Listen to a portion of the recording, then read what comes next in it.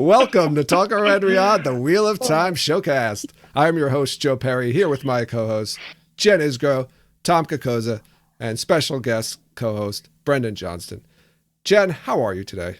I'm great. I have 7 more phone stories I'd like to share before we move on to Tom's introduction. No, I'm just kidding. I'm having a great week. I have a nice weekend ahead of me, and I'm excited to start it talking about my favorite episode of The Wheel of Time. Oh, a little sneak peek preview of how Jen's going to rate this episode. Tom, how are you? I'm okay. I don't know why, but the way you asked that question made me laugh. How are you? I kind of accented different things, right? I threw you off a little bit. You somehow emphasized the apostrophe, which shouldn't have been possible. How are you? How are you? That was it. That's it. So, anyway, I'm doing man. well. My son informed me this morning that today was Mario Day, and I was like, okay, every day is Mario Day for you. But he said it's March 10th. It's Mario. So he's very excited. He's recently, I would say in the past year or so, gotten very much into all the Super Mario video games and stuff. And the new Super Mario Brothers movie is coming out. Oh, yeah. Next month. He's very, very excited about that. Have you showed him the original Super Mario Brothers movie? I have not. I've shown him a little bit of the Super Mario Brothers cartoon that had like Captain Lou Albano. Yes. Mario in the beginning of The it. Legend of Zelda movie, right? Every once in a while. Or was it every episode? And he's seen the intro to the Super Mario Brothers movie with Bob Hoskins, like the first few minutes, but we haven't watched the whole thing. You don't have to do that to him yet. Dennis Hopper as Koopa, come on. Yeah. It's not good. I mean, it's like It's if so you bizarre. could have nostalgic, I wouldn't even say love for it, nostalgic like for it. It's odd for sure. Yeah, trust the fungus. So weird. Brendan, how are you doing? I'm good. Now I'm thinking about the Super Mario Brothers movie and how much I wish we were actually going to talk about that instead. But I'll get over it. Maybe we'll do a bonus episode one day where we talk about that movie. I saw, coincidentally not that long ago, I saw a clip of an interview with Bob Hoskins, God rest him, on YouTube, talking about like he signed on for the Super Mario Brothers movie without knowing really what Super Mario was, and his kids showed him the game. And we're like pointing at Mario on the screen. And it's like, that's you. You're going to be that guy. And he says to himself, I used to play King Lear. That's all. What's the website that had like the greatest review of? Was it Cracked? There was a website that had an amazing review of. It came out it was probably from like 15 years ago, but an amazing review of that movie. Oh, wow. And I remember reading it and like crying, laughing. I got to see if I can find it. It's such a weird, whatever. This really is. It is a weird It's fine. Movie. We can't let this turn into a podcast about Super Mario Bros. No. We're going to move on. We're going to talk a little bit about the Wheel of Time. We're still, we're in the midst of our I can't say anything. I can't speak. Rewatch. We're in the midst of our rewatch. That's tough to say. We'll be talking about episode 103 a little bit later, but before we get into that,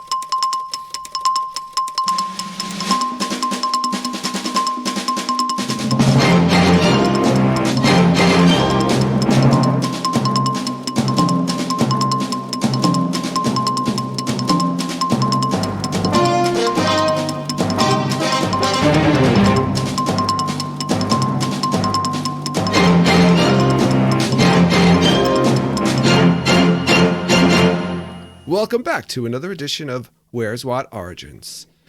I actually have some news about What Origins. It's not that kind of news. But the schedule for JordanCon just came out. Jen and Tom alerted me right before we started that the schedule came out, and there's going to be a panel about Wheel of Time Origins. Very exciting. I'm gonna ask all three of you this. Not that you even care, Brendan, but do you think the two missing episodes, the lost episodes, will be out by the time the JordanCon comes? No. I do not. Tom? You know what? Huh? I wouldn't be surprised. JordanCon has gotten some show stuff, like some stuff from Ray from the show. I would be surprised if like, here you go, guys. Here's an episode that was never released. All right. So that means Maybe we have to that's be what they- ready to go live from the back of the panel. If they do This that, they better just play in. the music. They better play the music before they. So I'll bring my Bluetooth speaker and have it ready with Just the song. crash the panel. As soon as the panel starts, here we go with theme song. I wish I could eternal sunshine of the spotless mind myself back to when I'd never heard the Where's What Origin song before. So it was new. So it would be new every time. Every time, just wipe that part of your memory. Every week, just go in, see Tom Wilkinson and Elijah Wood, whoever the girl was. And Kirsten Dunst. I didn't like that movie, and I only saw it once. Disrespectful That's a really good movie. to I Kirsten. hated it. Yeah, I didn't hate it. I saw two movies that day, and the other one was the Zack Snyder Dawn of the Dead. So Wow, yeah, that's a Eternal big, Sunshine of the big Spotless tonal Mind really- change. Oh yeah, very different mood. really paled in comparison. It's fun. Okay, two things. One, that movie is very well done. Eternal Sunshine of the Spotless Mind. I dislike it intensely too. I just think it's a. It's a Manic Pixie Dream movie. You don't like is. I uncomfortable. feel like Does it make you too uncomfortable? Because I know you No, don't I like feel being like they uncomfortable in intend- movies. I feel like the intent of that movie was to say something profound about like love and human interaction, but I think it's really just a movie about people who are insanely self-obsessed, and it never landed for me the way I think they wanted it to. And Zack Snyder's Dawn of the Dead, as Maddox once said, is an almost perfect movie. Yes. Is that the one with Sarah Polley? Yes. Yes. Yeah. I didn't know Yeah. Zack Snyder directed that. Was that Zack his Snyder first directed movie it, and he it was written by directed? James Gunn. Oh wow. Did he? I think that might have been his first feature. Yeah. I think so. That's what he put him was on, he was a music video guy. that's what put him on the map. That movie. Yeah. After that, he got 300, and then one of the X-Men. Oh, movies, I know. Right? Was it an X-Men movie Come he on, did dude. too? Which was- Don't do this to me. All right, forget about it. And- Sorry. No, that's all. That's all we have about What Origins. to share. All right, we've got some news to talk about. It's nothing huge, nothing big, but Zoe Robbins was interviewed in Viva, which I guess is I don't know if it's like a little section or a spinoff of the New Zealand Herald, because I'm confused about that and I didn't, do any research to find out. But anyway, there was an interview with Zoe Robbins, who plays Nynaeve. Just two things I wanted to mention out of the article. One line here, she said, toward the end of the, oh no, I'm sorry, not she. The writer said, toward the end of the month, she'll return to the Czech Republic capital to resume principal filming for season 3. I feel like we need like a sound effect every time we hear news about season 3 starting. So season 3. So we've got all these clues, right? We've got makeup and film and costuming people getting ready. We've got Jay Duffy supposedly getting ready to go for filming. We've got this. So it sounds like we're getting filming sooner rather than later. So it's exciting, no? It is It is. exciting, and I'm basking in my rightness, which is rare rare for predictions of me on the show. It is But- true. But I think I was kind of spot on with this. That they'll it looks good, man. They're gonna start filming soon, and Yeah. they'll be they should be done by the end of the summer. Do you think we'll get an on the set video from Rafe at JordanCon, and maybe he'll give us something? I don't know. Maybe I don't know. What would he give us? Well, I just said he's gonna give us We What are Origins. going to the waste.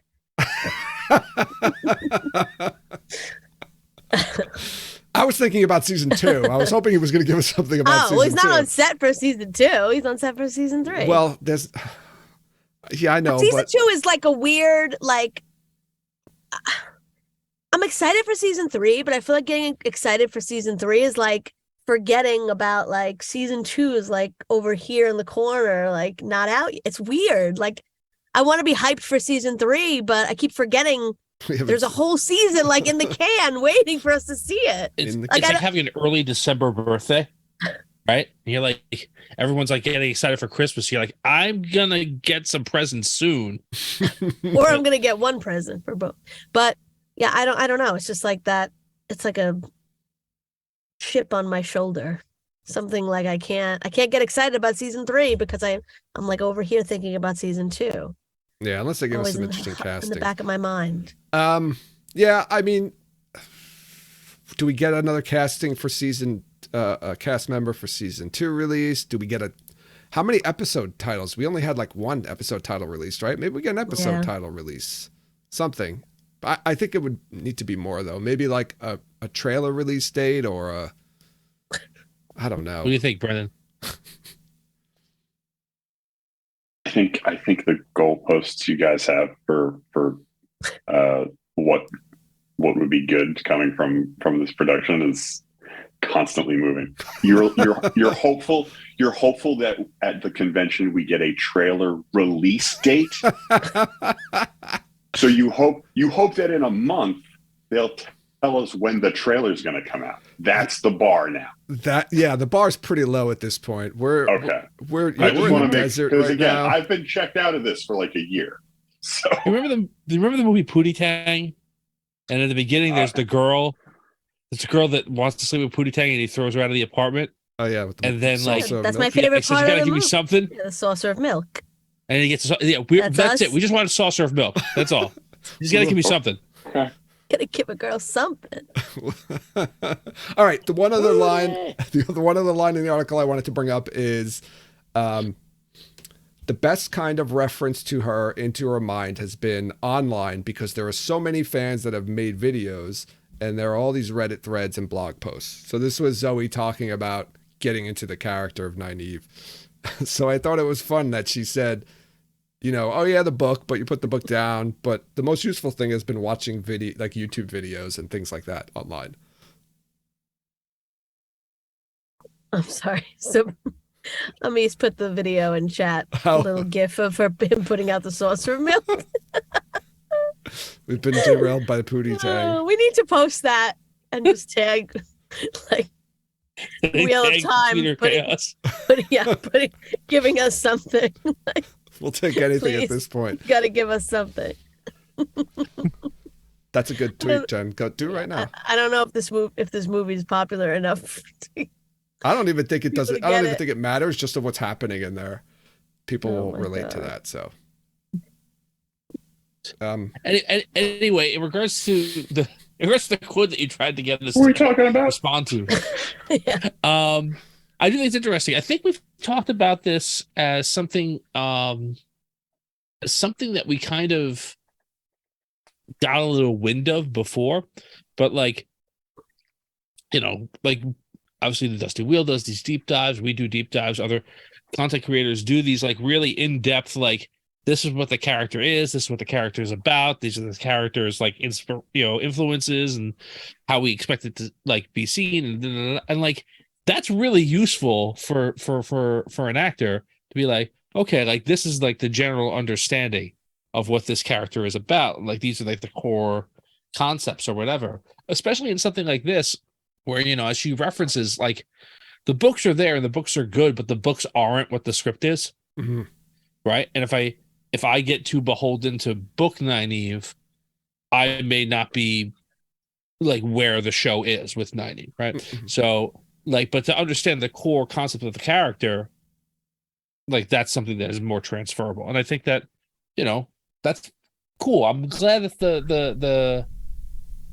the people working on the show seem to really be plugged into like the fan community and the efforts that we put forward.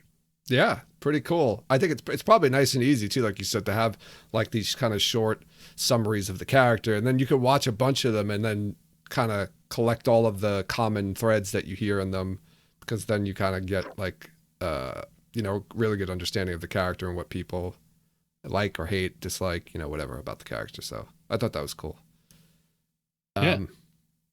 Yeah. So that's our one little piece of news today. So let's get into episode 3, A Place of Safety. Right. So this was directed by Wayne Yip. This is the first of his 2-episode block. And it was written by Paul and Michael Clarkson, the Clarkson twins. So I guess we start off with the cold open, huh? This is Jen, your second favorite cold open, right? It is. So this is the Nynaeve getting dragged with the Trolloc.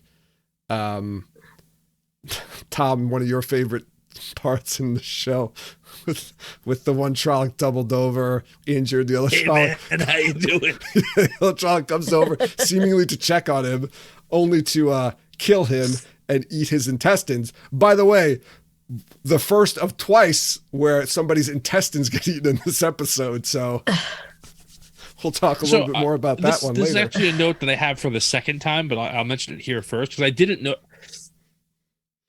I don't want to spend a lot of time in this rewatch kind of knocking the CGI in the show because we did that a lot, I think, in our first. But like both of the intestine tears look really, really fake to me in my rewatch today. I didn't notice that. Like, it just jumped out and I don't know if I noticed it the first time or not, but I was like, oh, those aren't even real intestines on site. Well, they weren't CGI. I'm sure that was all practical effects. No, I think it was fake. Like literally both times the intestines come out of the formerly living creature and get stretched. Yeah. Though I don't think either of those are real. That's or if they were, they just look really bad on my TV. I don't know. Maybe you need to do TV. That would be a poor choice. I mean, if they did that, if they said let's do CGI intestines, I mean that seems odd. Maybe you should have watched it on Joe's giant phone. It's true. I should have gotten your giant girthy phone. Yeah. Can I mention another thing that I thought was bad while we're on this topic? Yeah, go ahead. The blood effect in the pool, like the red swirl that comes out, that's terrible. Oh, I thought you really liked that, though. Magic. I like it, but I don't like the way it looks. It's not like the CGI is just like like obviously. Blood. So I'm glad Tom said a couple minutes ago, I don't want to talk about complain about the CGI on this. No, that's why I just said it right now, so we can move past no more. it. That's okay. it. We'll move past that. Was my note. Tom doesn't want to. Jen does. I do. I would love to.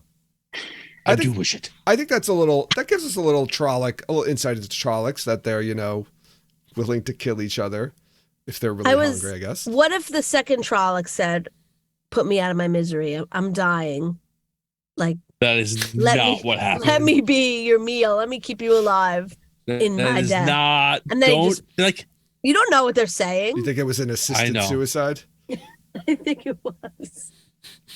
Hey, look, he was man. Like, what's the matter? He's like, I'm gone. I'm dying here. Just you can eat me.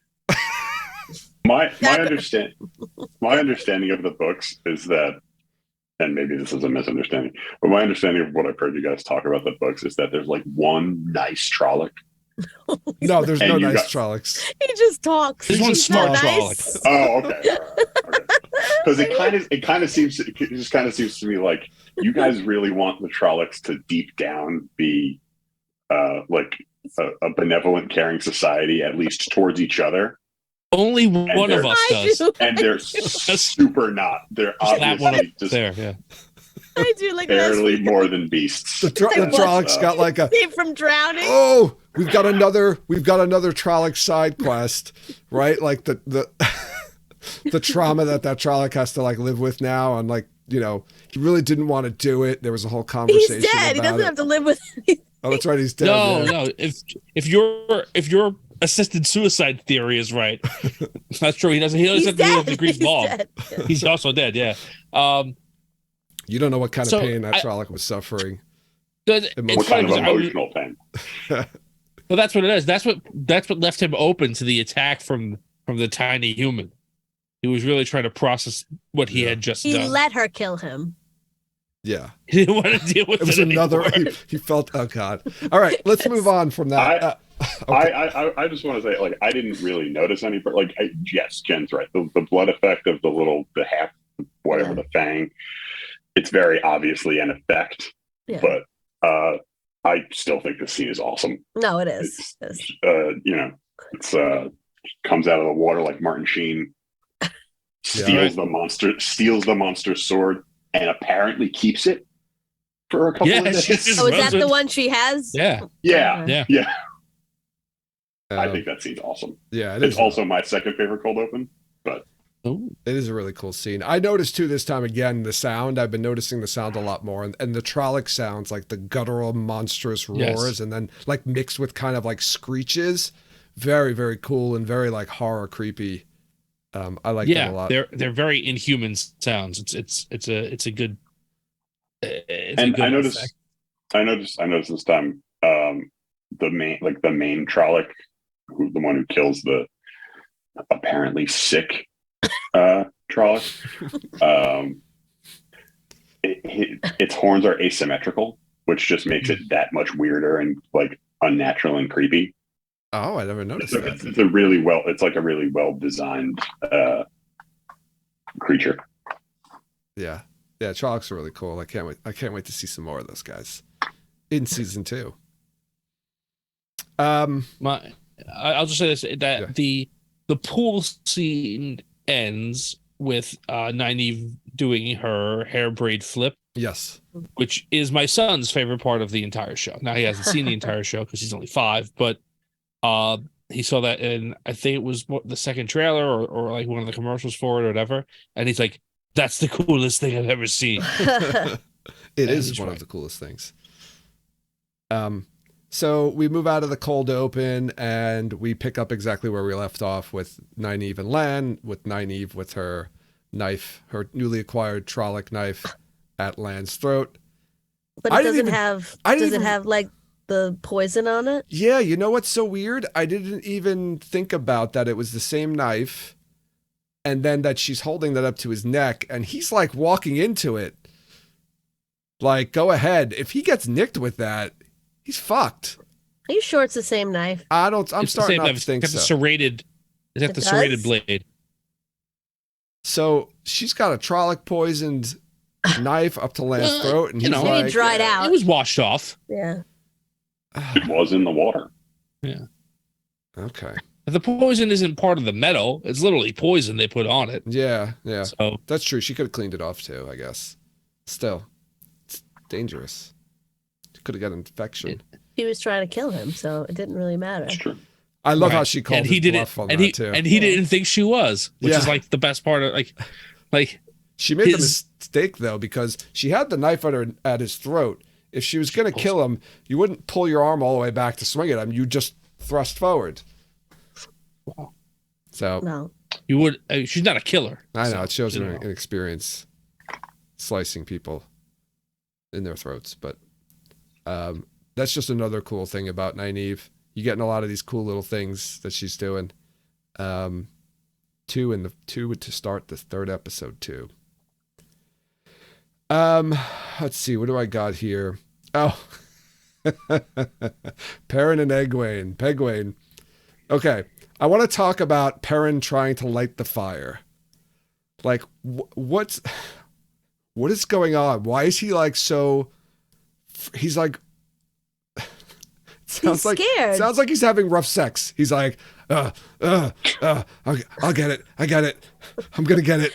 And he's like grunting, and he's going like really fast. Like he has to light the fire within a minute, or he's gonna die. He feels that way. He's almost cuts his thumb off. If you look, his thumb is all bloody. I know. He's just like panicking. He's panicking. There's wolves after them.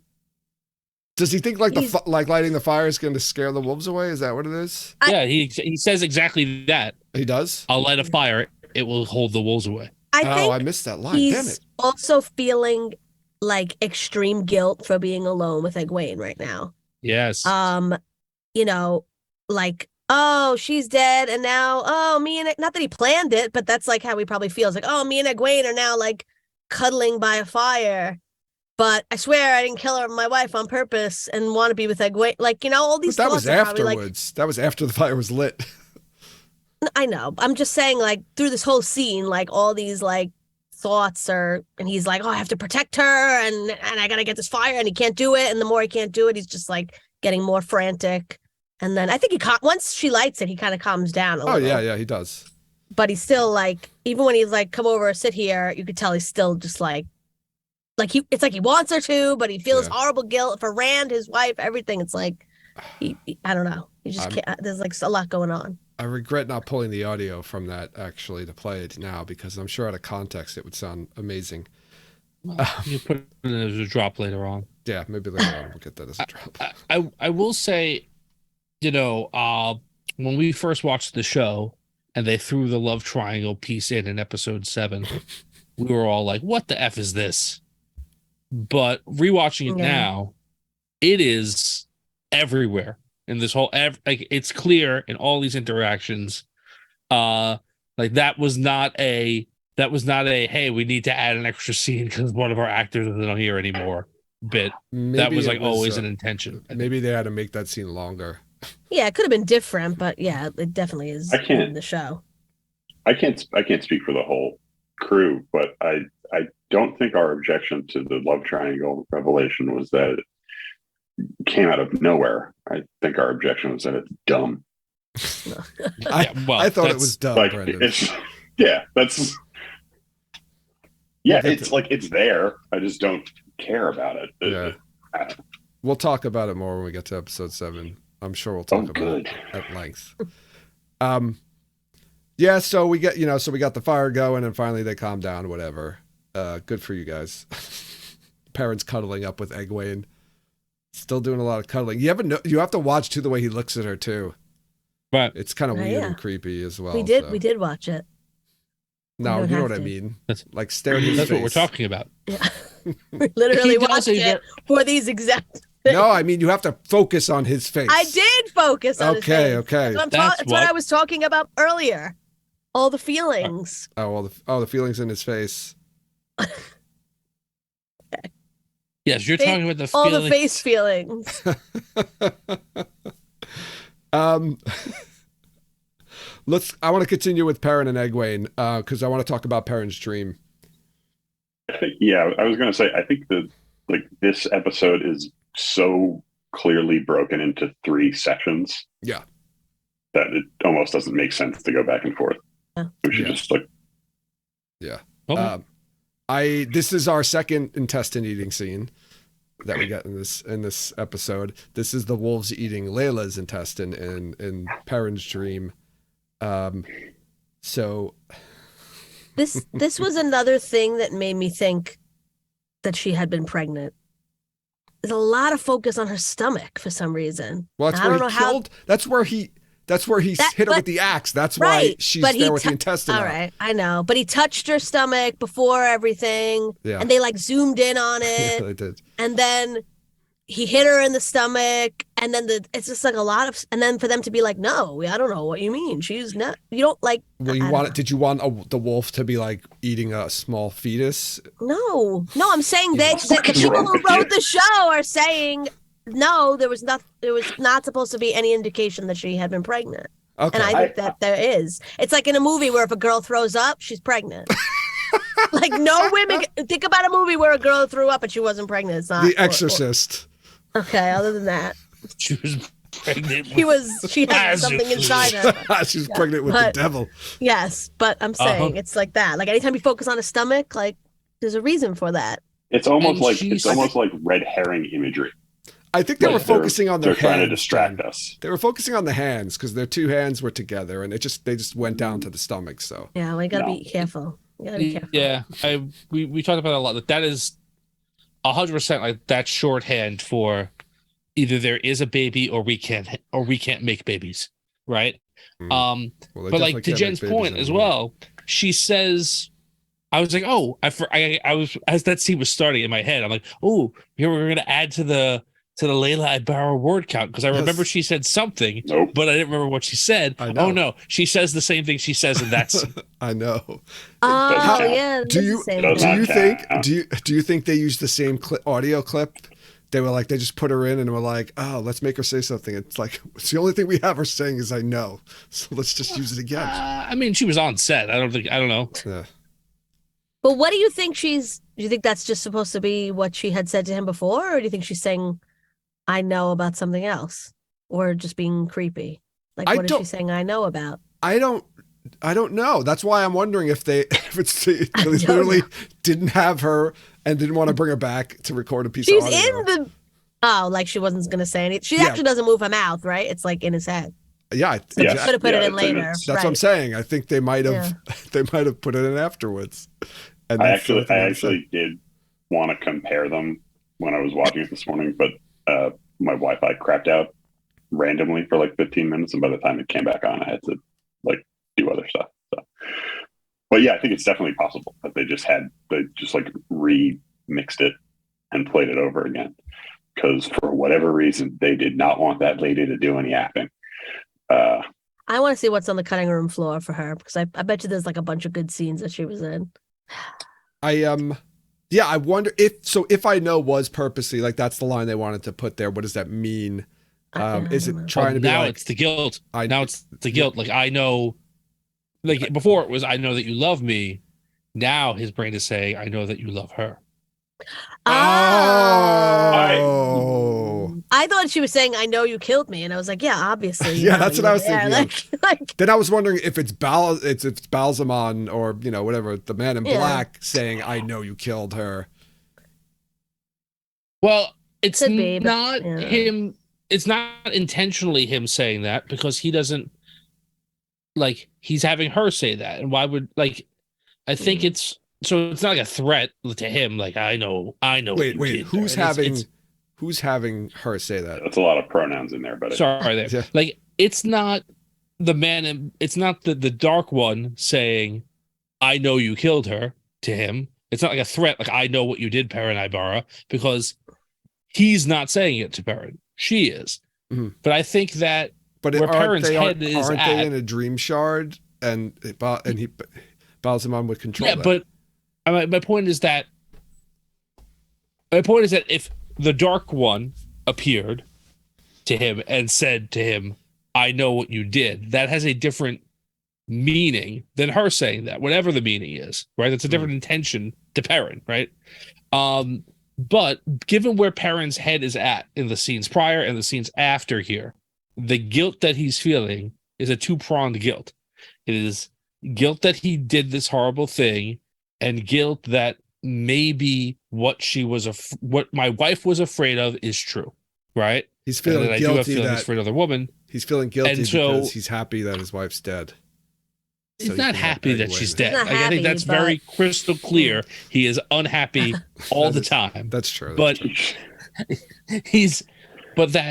I think that he is trying to reckon with the fact of like, does he have feelings for another woman or not? Mhm. And I think it makes more dramatic sense for it to be that reverse of I know you love me the first time, I know you love her the next time. like it. It could be the same. It could be I know you killed me, but he knows that too. Yeah, but- That's not something he's hiding from himself. Yeah, He's she knew. owning It's not like that. she didn't know when it happened. And Yeah, now she right. knows. Well, She yeah, knew. that's And why it like would be it's weird. not something he's trying to deny either. He's taking, I know I constantly talk about how he's a murderer, but like he is owning that murder, like in his brain and in his soul. Own it, Perrin. Like so it's not something that like she would need to like reckon him in a dream to that fact. Yeah. Like it's not something that he's avoiding or trying to like push off. He's taking that on. So if it is an attack on him from the Dark One, that's not attacking him. That's just reinforcing what he already feels, right? Mhm. So, I don't know. I like what you think about him loving Egwene. I like that. Yeah, so I guess continuing on there, the Pegwayne train. The Pegwayne train, I like Egwene that. train. Look between the rough sex and the Pegwayne train. Like this is a different show. It's a very different show this week. They get chased by the wolves. Eventually find wagon tracks. It's almost like the wolves were leading them there, which I think is something that Egwene says in there, right? Yeah. But then they decide to go in to follow the tracks. But how do they know which way to go? That's what I was wondering. They just start walking. They're like, "Oh, the wagon's going this way." But how do you know the wagon's going that way? How do you know it's not going the other way? The direction in which the grass breaks and falls down, Or the horse hooves. Yeah. Oh, yeah. You could look at the horse. Or the way that they were being pushed, kind of like if they probably weren't being pushed like at a T angle. They probably were being pushed in a certain direction too. Oh, you mean the wolves are kind of Yeah. I gotcha. You guys are Hurting good. them. You got a couple of rangers in this party. So they meet up with the Tinkers. They have to say a stupid thing in the beginning. I don't even have... I honestly hate that. Yeah, I didn't like that at all. They're so ominous in the beginning. It's like, if you don't say this thing, like... And then as soon as they say it, it's like, oh, good, yeah, we'll share our fires with you. Everything's great. It was weird, that Like- whole little exchange. Yeah. That's the one thing about this episode, I think, or maybe, or the least thing that I liked. Yeah, it was weird that they went through that whole... I will say this. we talked about this. I think we talked about this in the bonus content that we did recently. But this is another example of Madeline and Egwene having a very rare chance to show a good comedic beat, because after Aram gives them the line once, which she hears and memorizes instantly and is able to repeat it back to him. She did have a little trouble. She did. That's Egwene, though. Yeah. Like, No, that's real. I'm nailing But then- this. Yeah. But then she gives Perrin like a little, like, come on, look. Yeah. And he's like, I don't I don't know sorry, the song. song. Yeah. But like He's like, I'm not fucking saying this. right. But like her take to him, like, I think was a very like a good funny beat, and I want to give her credit for I it. didn't take it that way, but I did like It is when a he little just- bit like- he just says the last line though. I thought that was kind of funny. Right. Well, he said, I like how Aram says, like, that's the important part.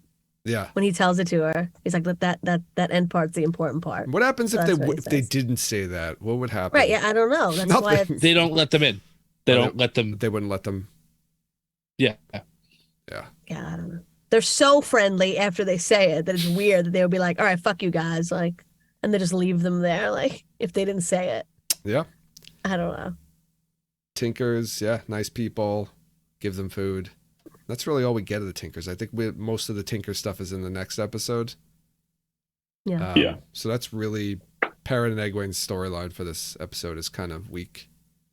This whole section of the episode is like Randall's impression of Lord of the Rings in Clerks 2. Yeah. Yeah. As in the first segment, they walk along the fields. Yeah. And then in the second segment, they walk along the fields. And in the third segment, they walk a little more and then stop. Drop It's it.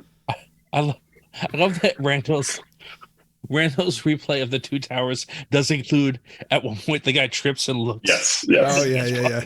Like that's the That's only the thing wolves. that's different. That's the wolves.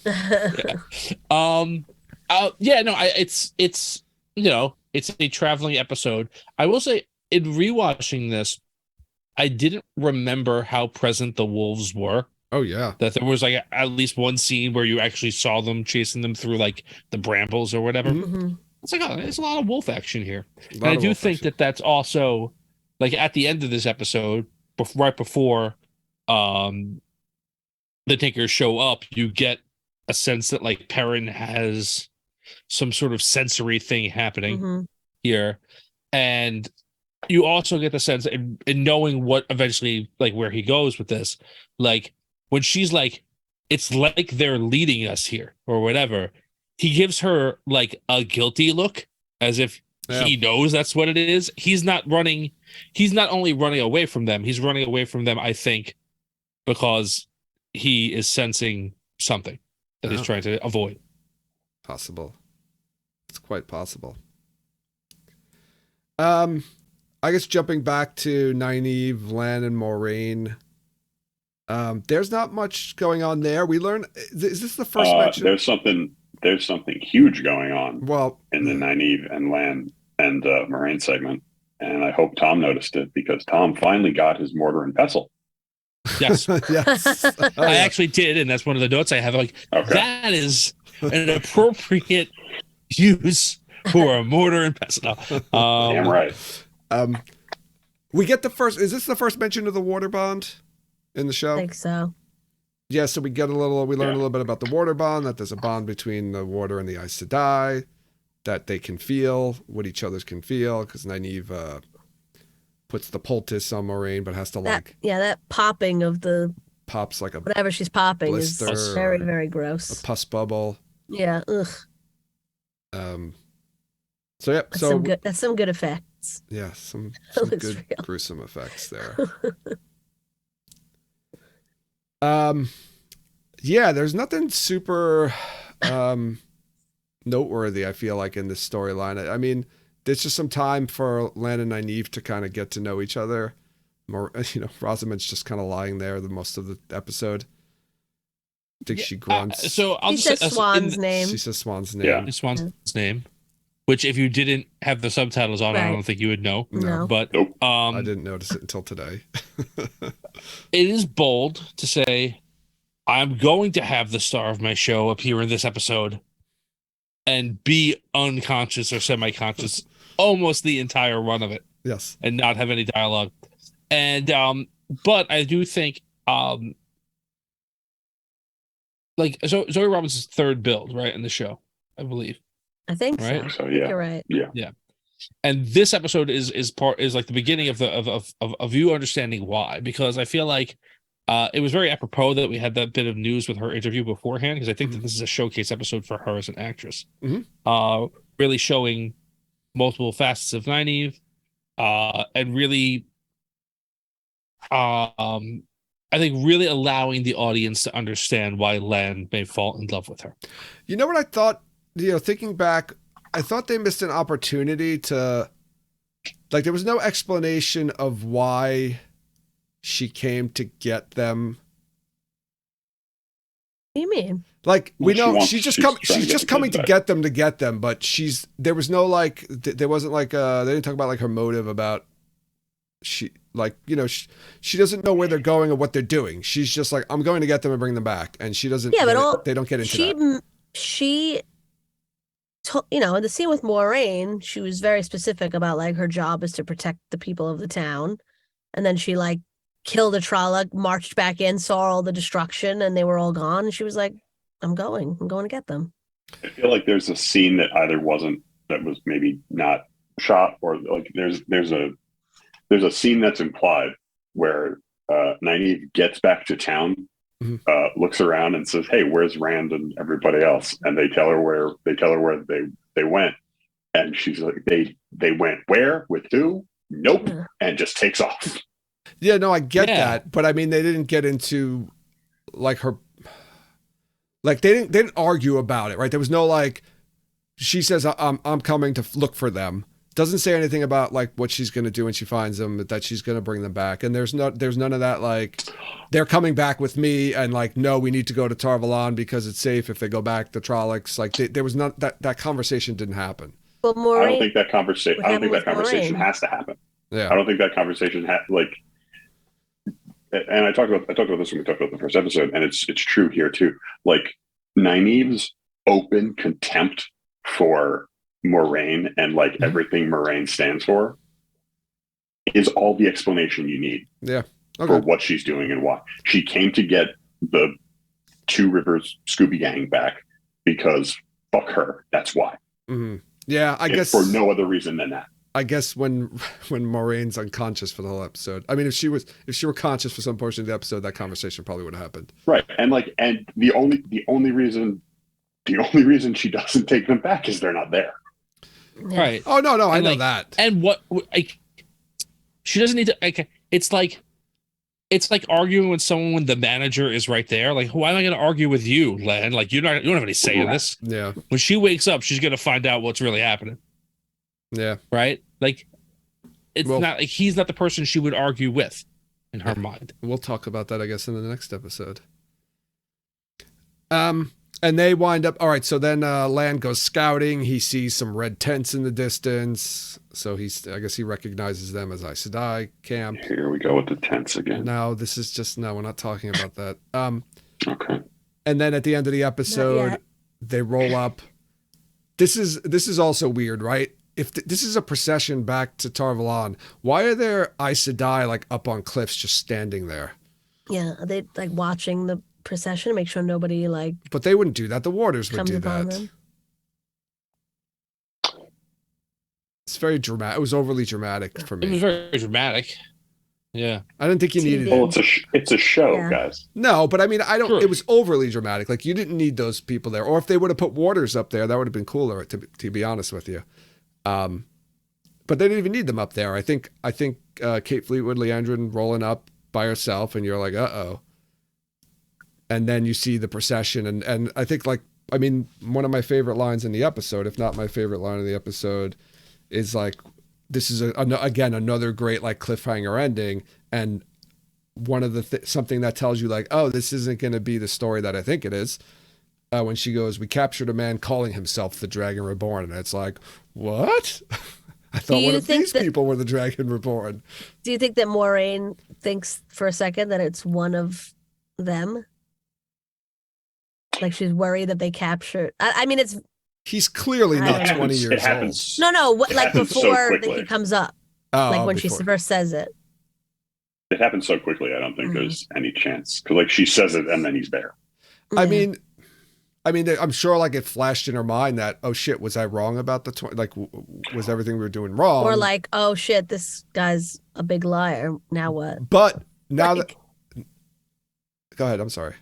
No, that's I was just going to say that she probably already knows that it's Logain because everybody knows Logain's declared himself the Dragon Reborn and the Aes Sedai were going to capture him. So I'm sure she knows exactly who it is. But this is more for the viewer, I think. no. Yeah. Also, Moraine would know that none of the people she thinks is the Dragon Reborn believes themselves to be the Dragon Reborn. I know. So they would like if what's her name? The Red Lantern lady. Shit, I did it Leandrin. again. Leandrin. Leandrin. If she was like, we captured someone calling himself the Dragon Reborn. Well, it's not Matt. Like, because they just don't. They wouldn't do that. Yeah. Right. Yeah. I think Unless Matt Matt got captured and was Matt like, might. no, you can't hurt me. I'm the Dragon Reborn. Yeah. Or whatever. Yeah. I'm growing wings, I promise. Right. Yeah, I think that, as the show goes on, and we'll get into this more in the next few episodes, everything with Logain is in part designed to show the audience what would happen if the Dragon Reborn fell into the White Tower's hands. Like, this is how they would treat him. Yeah. Oh, yeah. Right? So it's not It's like, something that a theme that plays out through the entire series. So, right. but I like that. I like how because I feel like if you're not a book reader, like throwing that out there at the end, like really throws a wrench and says, okay, wait, I thought the show was going to go this direction, but it doesn't sound like it's going that way at all. And I kind of like that. Thought it was cool. What about you, Brendan? Do you remember when you first saw this episode, when that line came up? Did it change anything for you? I think at the time I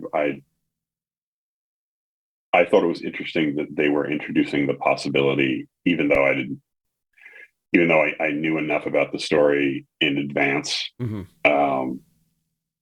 that this wasn't going to be the case. I thought it was interesting that they were not only introducing the idea that Moraine could be wrong, but that she could be not only introducing the idea that Moraine could be wrong, but that there was already a Dragon Reborn out there somewhere.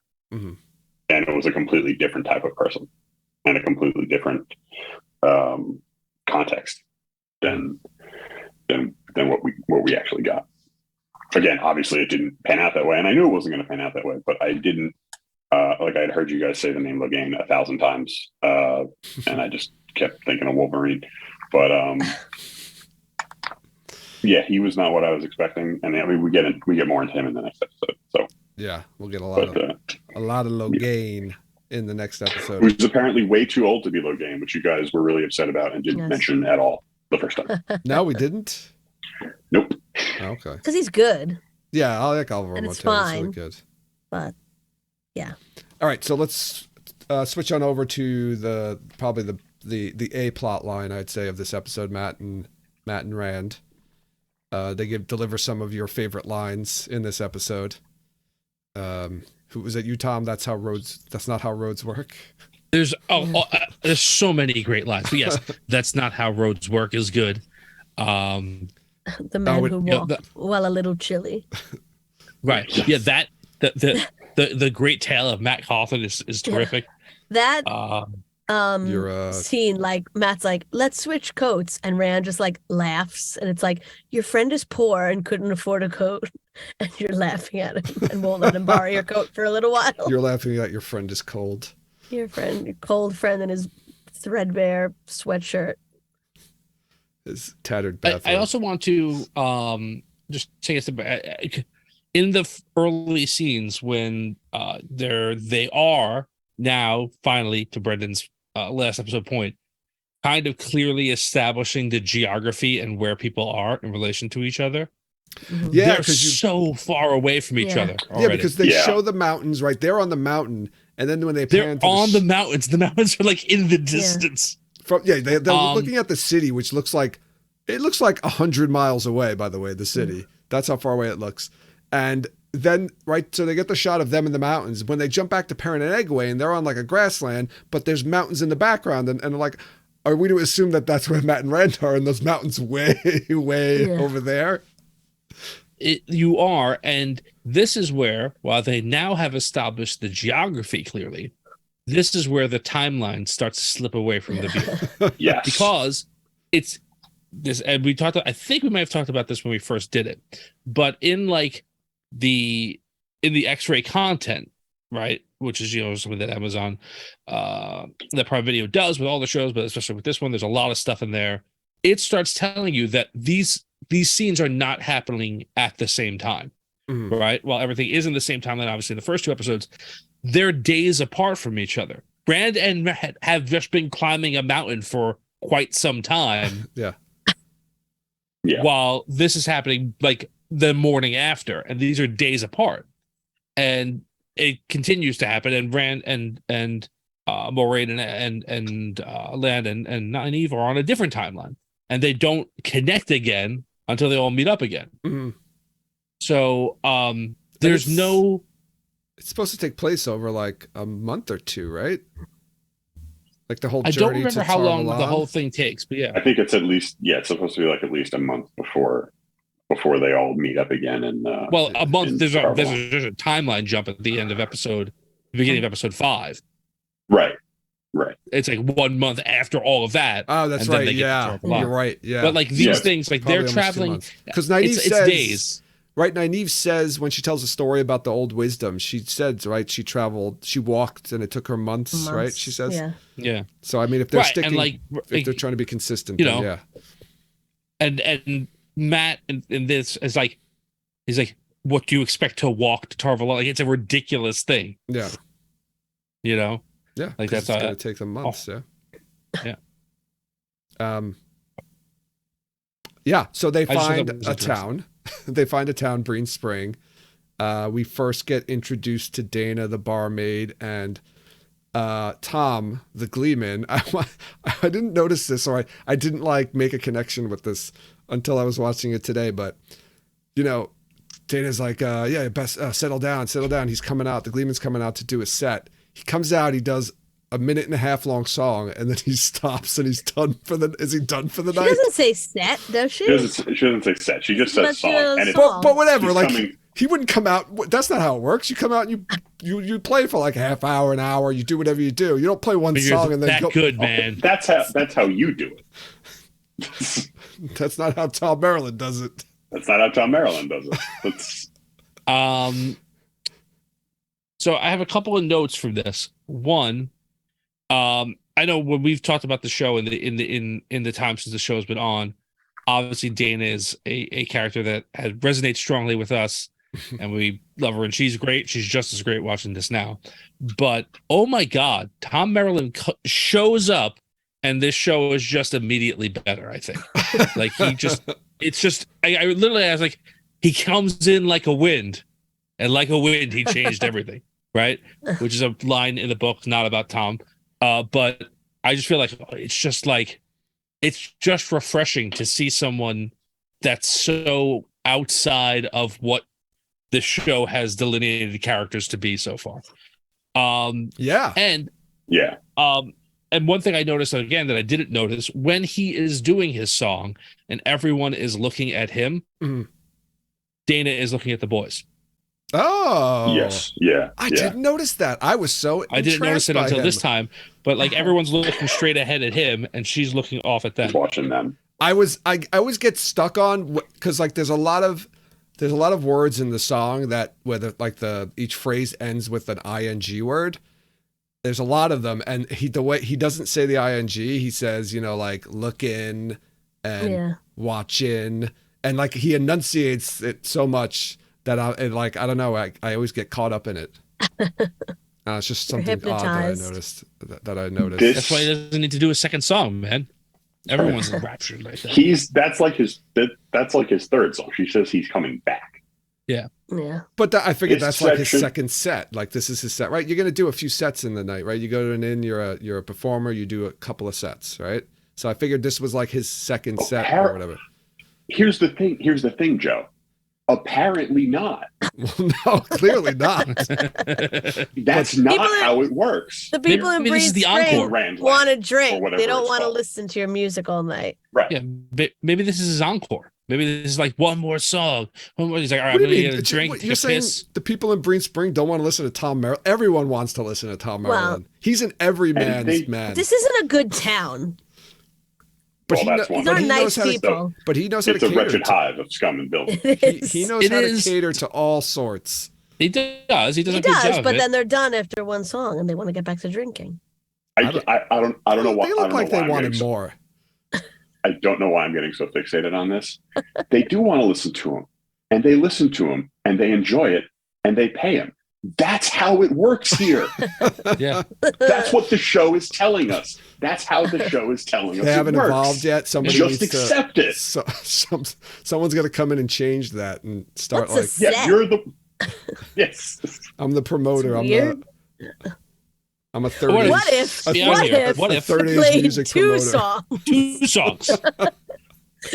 Wait. Not me, how am I going to be able to process the first song in a row? If he's playing a different, I'm still thinking about the first song. How can you? I can't do that. So wait. I play a song. I'll go grab a drink my drink, and then come back and play another song. No. You play the first song, then you play the second song. Play a song. I come off stage. I rob a guy who robbed another guy. I tell the guy who got robbed in the first place that he got robbed, but I keep his stuff and leave. That's how I do it. That's how Tom Maryland does it, baby. That's how Tom Maryland does it. It's been working for me for years, and I ain't changing. Yeah. This section of the show, this portion of the episode, is. This is going to sound hyperbolic, but this section of the show is everything I ever want from this genre of story. It's it's a big gloomy bruiser and a sneaky little smartass and a grizzled old badass in a cool coat getting into mischief and trouble, and the old man's got to save him, and then they run off and they get into another adventure. If the books were just this, I'd have read the books more than you guys did.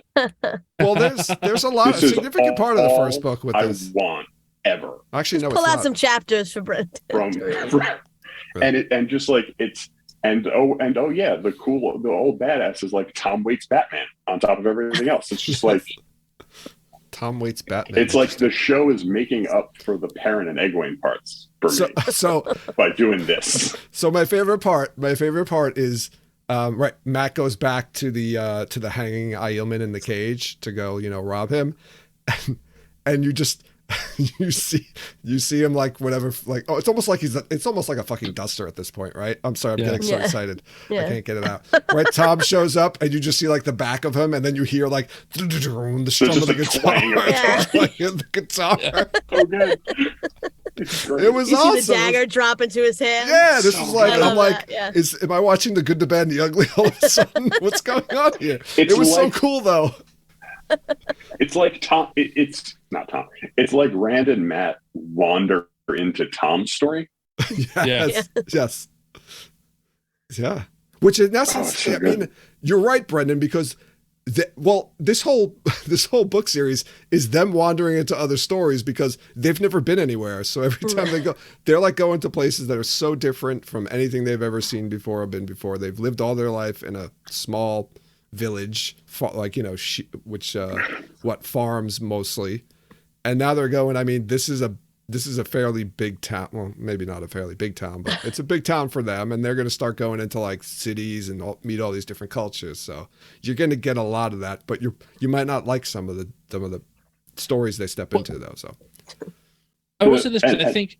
Sorry, no, and look, there's another element, and I've talked about this before about the Rand and Matt stuff. Like, they are the two actors do a very good job of seeming like they are legitimately best friends and have been best friends for a while, for a long time, in the sense that they're both pretty mean to each other until someone else is mean to them. Yeah. Right. And then it's like, hey, fuck you. What are you doing? Yes. Give his money back. It's very realistic. Yeah. Well, I know they bonded. I know they bonded a lot on set. The three boys. There's a part right after the wood scene, you know, like when Matt decides like, no, I'm not doing this, and then he sits down and Rand's like, you know, what's going on with you? And he says like, nothing. It's just like that line and like the next line feels so real to me. It's like it doesn't even seem like acting. Just like his body language and the way he answers him, for some reason, it's like it just feels like such a real conversation. Yeah, it's weird. It's a turn from the previous episode where Matt's like kind of siding with Moraine and telling Rand like, you know, we should go with her. You know, we'll be safer with her. And then all of a sudden in this episode, he's like, I want to go home. Well, I think it's two things. One, they're not with her anymore. Yeah. In his mind, she's dead. And two, you know, as you'll find out later on, he's also not himself. And he's starting to become more unlike himself. Right. Yeah. And I think we talked about it when we talked about last week's episode, how it was odd that Matt was the person who was acting as a mediator instead of Perrin. Mm-hmm. But I think it was a clear decision to say, like, we're going to have Matt clearly stake out Matt's point of view on this situation here, so that you could see the difference, that it changes here. Yeah, I think so too. Yeah, I think. And Rand switches too, right? Because now Rand wants to go to Tarvalon. Yeah. Because that's where Egwene's going. He knows that's where. And Perrin calls it out too. Yeah. And I like how Perrin's like, yeah, I know you know, but I know Rand, and like Rand's gonna go where he thinks that you're going to go. Yeah, he's gonna go. Yeah, exactly. So and you get those two. Counter scenes where like they know exactly what each other's are saying. What was I going to say? Brendan said something before, and I want to call it out again because I think it's an effective thing. A lot of times when you watch shows, any show, but when a guest star comes on or someone comes on for a couple of episodes, it is clear that that person is going to be on for an episode or two, right? And like they are a guest star. They are a featured character in somebody else's story. And I think that this show does a good job a few times, but this is the first time probably of like Tom Maryland is the main character of the Tom Maryland story. and these people are running across him. And like that's how he is portrayed in the scenes that he is in. Right? Yeah. You don't need to show Tom Maryland walk up to Matt in the Aiel scene. You can see the back of his hand and a music cue, and you go, "Oh, it's Tom. It's a guy," right? Like he's immediately presented as if he's as important a character as anybody else here, and I think that makes a more effective, like, kind of world building of a show. Yeah, So Yeah. I don't know if that's Yeah. what you meant when you said that, Brenda, but that sparked it and that idea in me. Yeah, I mean it's more or less the same thing. Quick timeout. My headphones cut off from my laptop, which stopped the recording, so I had to start it over again. Okay, that's fine. I'm recording the okay. Zoom, so So it's gonna be like 2 separate files, unfortunately. yeah, no problem. Okay. It was I out just for wanna- 30 seconds or something. I just want to say one more thing about the Rand and Matt, like that wood scene too. When Rand says, just do whatever you want, like always. That line to me is like not show Matt. That's like a book Matt line. Because I don't feel like we've seen that from him really. Yeah, you'll do Well, whatever no, you but want. Rand has. I know, Yeah. but like I don't feel like anything we've seen has been like Yes. showing that. Like Matt does what he wants, and he's kind of a little bit Like of he's a- not responsible, he just does whatever he wants, and like we see him being responsible and like a good friend, and Yeah. I just can feel like see, that line I never thought of it because I'm like, oh, that's how Matt is, but not really on the show. Like I can see a little bit like when you first see him and they're gambling, and then like he loses money, so he's like, let's keep going, and they don't, so he just Yeah. leaves. And then he I robs guess somebody. I don't And then he know. robs somebody. Right. Yeah, well, Well, to but- be honest, in the cut script or the whatever that script that was leaking out, he actually is having sex with Danya when he steals that from her. I assumed, Yes. but yeah, I don't know. I just wasn't sure about that line. There's a cool shot. So there's another line in that conversation, Jen, when he says, when they talk about, Rand says he's going to go to Tarvalon because Egwene's there or whatever. And then Matt says, like, she wouldn't do it for you. Yeah. And Rand calls him a prick. I Yeah. realized, if you noticed, if you watched the last time on, Yeah. they show the scene with his mom calling him a prick. So Yeah. I think it was very, I've never seen like a last on to call back to set up somebody being called a name that they were called and like, or being called a prick in a TV show before. So I thought that Well, was he's probably like, interesting. oh, my mother was right about me. well, she says like you're a prick just like your father. Yeah. All right. And like who's like a complete is that like what Rand says? His father only does whatever he wants, doesn't care about anybody else, etc. But his father, who, according to Jen, is the worst human being in the world. Worse me being in episode 1. Yeah, you Worse. kept Second Worse worst. than The second worst. you walked that back quite a ways in our first rewatch episode. It started out with the pretty worst bad. person alive. He's pretty bad. There's a great shot too when Rand's chopping the wood. He's like, there's the stack of wood, or the stump or whatever. He puts the wood on there, then he chops it, and when the wood falls down, Dana's face is like right there in the camera Yeah. shot. Oh, yeah. I thought that was Yeah. a really cool shot.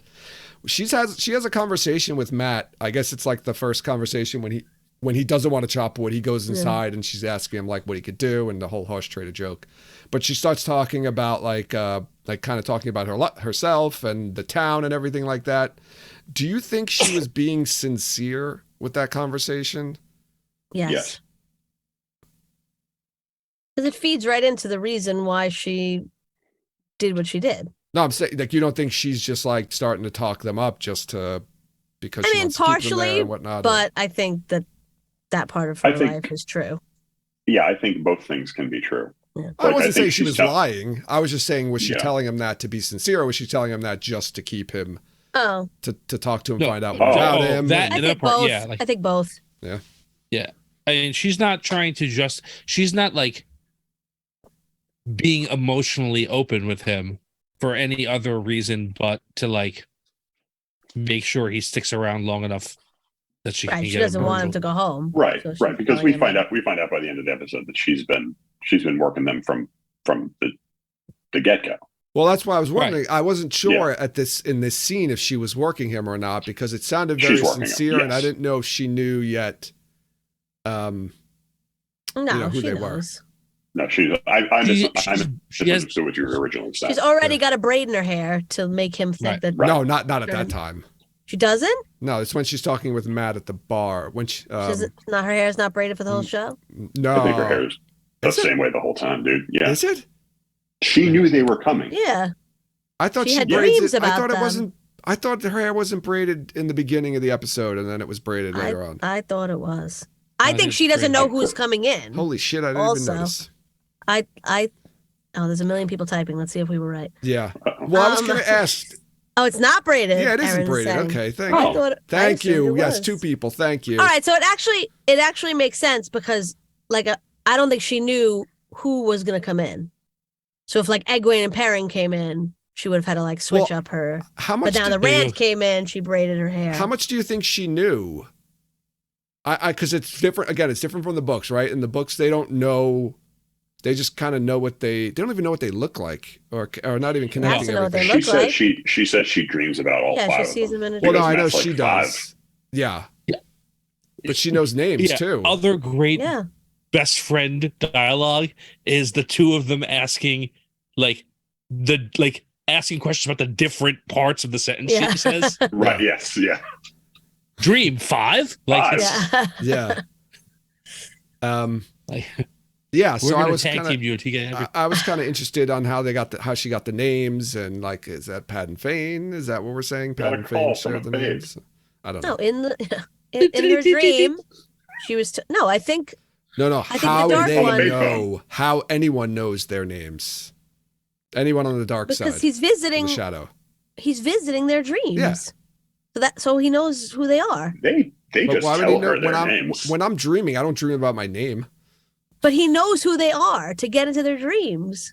He knows what they look like, but doesn't know their name. Doesn't mean he knows their I don't names. know. He knows Do you think what Perrin's wife looks like and that he killed He's a her. magic dream monster. He doesn't Got need a their lot fucking of social security information. numbers.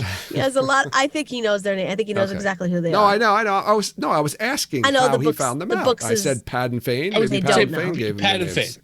That's what I was. That's all I was saying. Okay, all right. I wasn't saying that it was impossible to know the names. I said who got the names. I thought you were saying Pat and Fane told her the names. That's why I was like, I don't think they've. Oh no! I communicated. mean, he got the names, and it was passed through the collective Okay, dreaming mind, yes. or whatever Yes. you want to say. Plug in. Yeah, they the plugged into Matrix. the Matrix, and that's. Yeah. how I they mean, shared the once names. you accept the idea of the collective dreaming mind, I think the question of names is just like, who cares? How did they get their names? Like they went through their mail. What the fuck? There's no mail, Brendan. That's my point. You can't go to the DMV. You can't go on the internet. there is mail. You can't just People do one write song. letters. The Pony Express. I don't know how they get them to people. Owls. Oh boy. Ow, yes. So you mentioned something before, right at the end when they respond to 2 different things that Dana says, right at the end when she's got them. Rand breaks free from the door that she just mentioned couldn't be broken out of. And the fact that she said "scream all you want, no one's going to hear you." Like, is this a soundproof room? I wasn't She sure. says it. She sets it up earlier. She's like, Yeah. she says like, you guys can do whatever you want here. No one can hear. No, I know stuff. that, but like, it's this. Like, what has she got? Like, friggin' foaming panels and stuff. Like, why is it? It's thick ironwood, man. No, it's all ironwood, I guess. Yeah, It's all why do they ironwood. have that room before this? Yeah, what was that room killing used people? for? The quiet room. Yeah, like I mean, she's a dark friend. She's honeymoon probably had to suite. murder other people before. That's not her. Honestly, Jen, I think that's actually the explanation. I don't think that's her establishment. That's though. That's the sex room. It's the snuff. It's the snuff film room. Why do you have to? You keep making it weird. I know that's what I do. I make it weird. I was going to ask who, and I think we asked this question. We talked about this in the first time we did, but I forgot. Who is the 5th person that she sees? Nynaeve. Is it Nynaeve? Yeah, I just Yes. assumed it was Nynaeve. Yeah.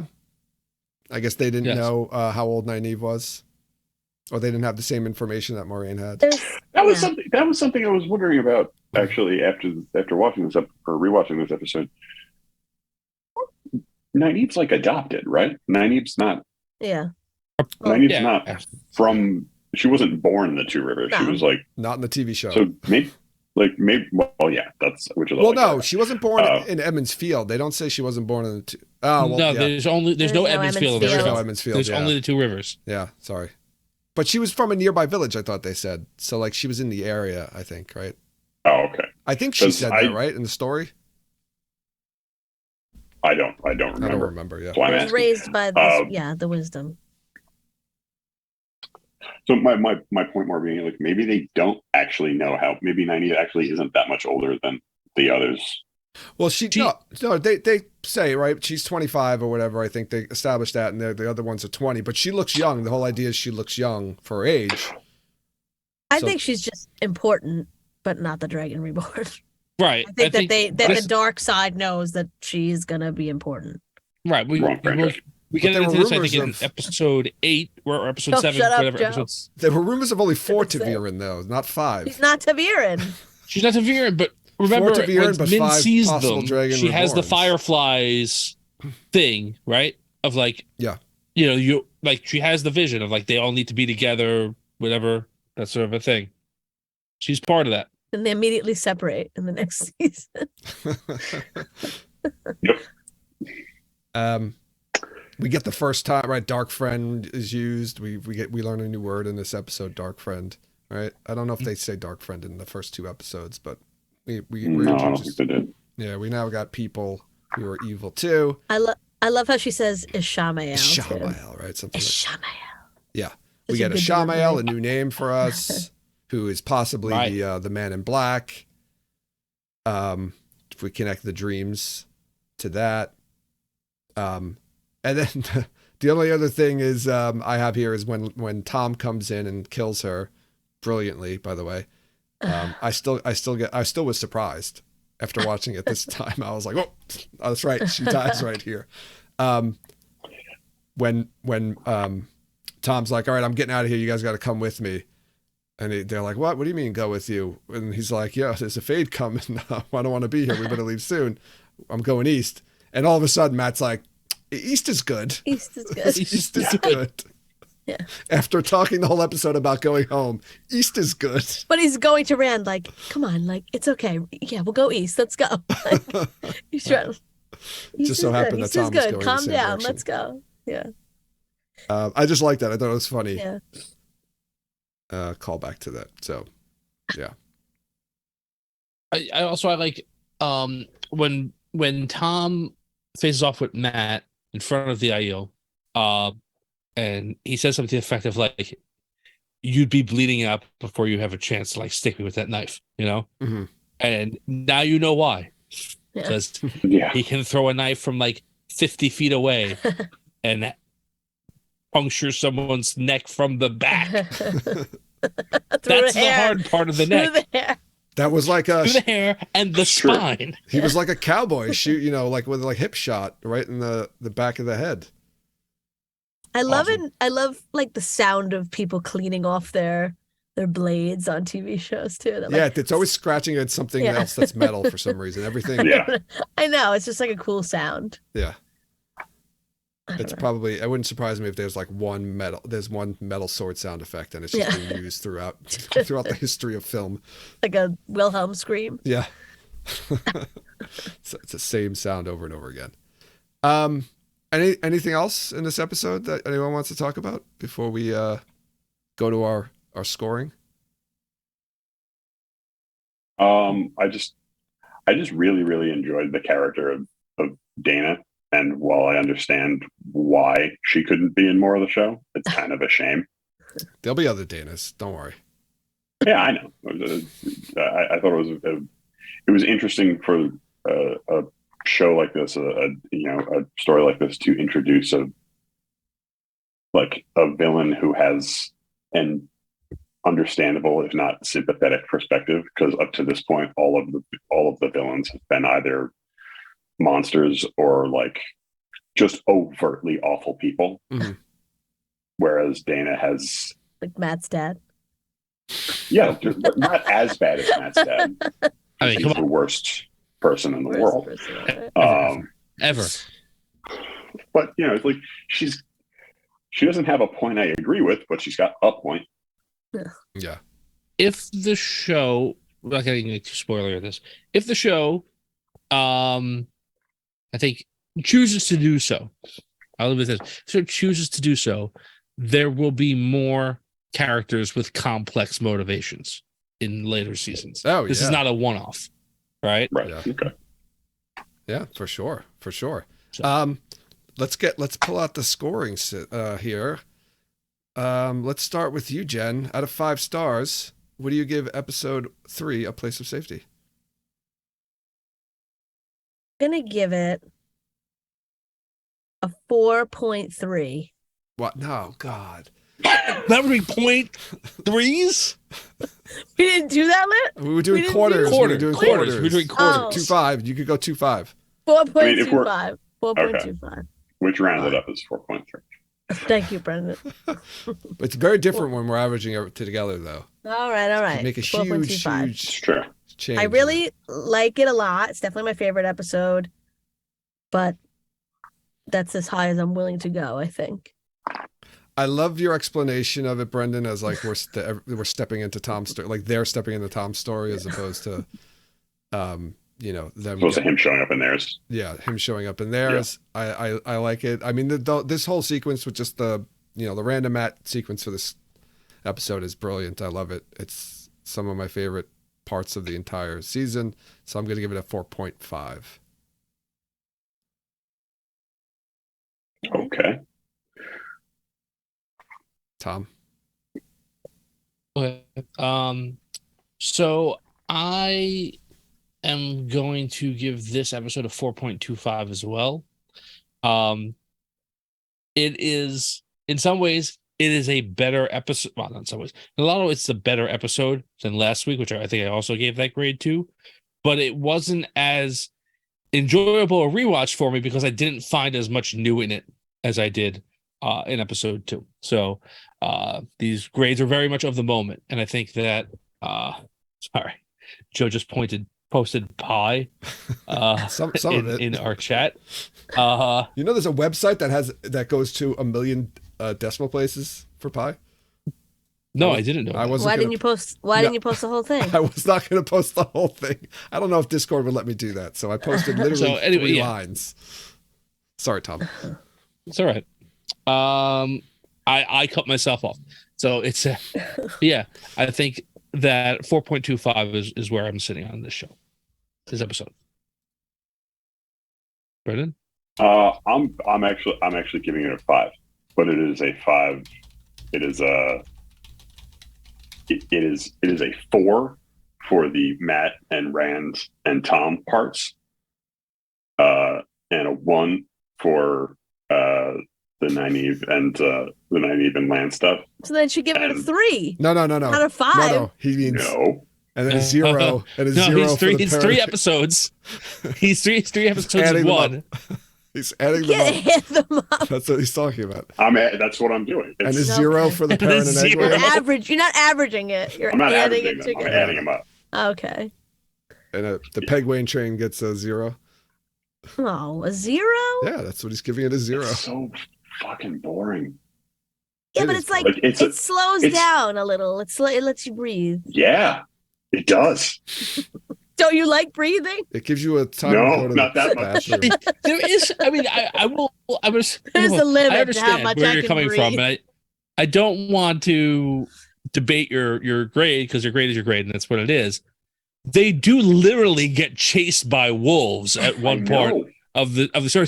Like, it's not all boring. I think they get chased. They get chased by wolves, and there's a dream with like a space alien from hell. And it's still the most. It's not landing part of. It's still the most boring part of the entire show to this point. Okay. Oh my god! Tom, you're absolutely right. And still, that's fine. That's what I'm saying. I'm not trying to change your mind. Okay. I find the Moraine Land Nynaeve story more boring than. Here's the thing. Yeah. I'm counting the cold open in the Nynaeve Land and Moraine part of the story, and the cold open is amazing.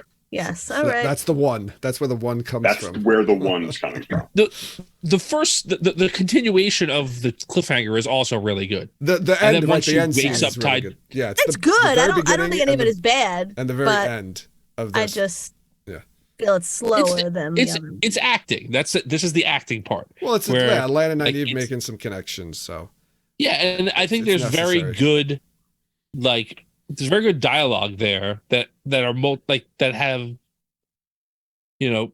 texture and context to it. It is as I said before, that is an opportunity for you to see that like Zoe Robinson's just a really good actress and like can bring a lot to lines that may not even necessarily have a lot in them. So Yeah. I'm with you that being the number 2 storyline in the episode. But Yeah. All right. Okay. So, Brendan, thank you for joining us.